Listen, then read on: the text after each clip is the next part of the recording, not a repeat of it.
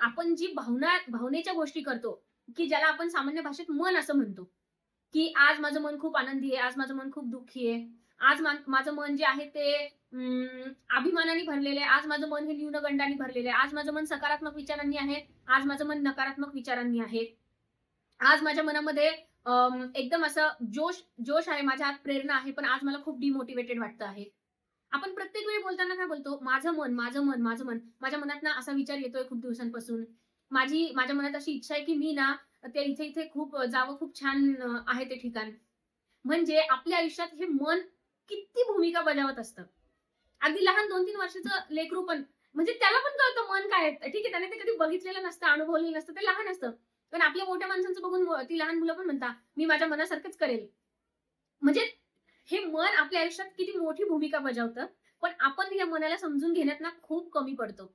आणि जेव्हा आपण आपल्या मनाला समजूनच घेत नाही, त्याच्या गरजा समजून घेत नाही, त्याला चांगलं नर्चर करत नाही, त्याच्याकडे दुर्लक्ष करतो किंवा बेसिकली या मनाचा एक प्रॉब्लेम काय आहे, की हे मन जे आहे, आपली अशी प्रत्येकाची अपेक्षा असते, की आपल्या मनाने आपल्या फेवरमध्ये काम केलं पाहिजे.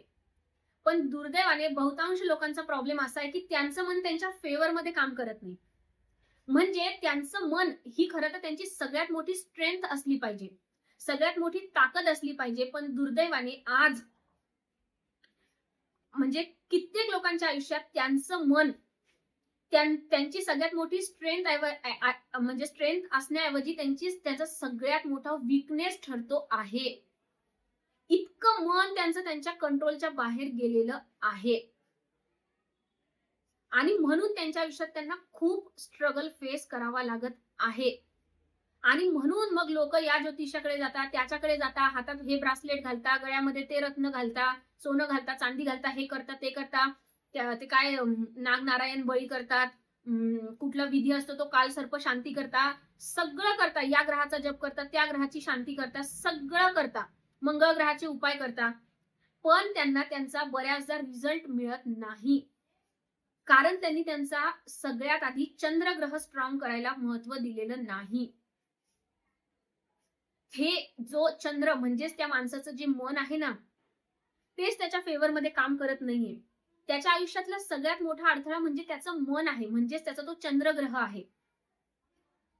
आणि म्हणून हा चंद्रग्रह जोपर्यंत आपण डिटेलमध्ये समजून घेत नाही, याच्याशी संबंधित छोट्या-छोट्या बेसिक संकल्पना आपण समजून घेत नाही, तोपर्यंत आपण लाख ज्योतिषाकडे जा किंवा किती पंडित ज्योतिषाकडे जा, किती अनुभवी ज्योतिषाकडे जा आणि त्याने दिलेले उपाय करा.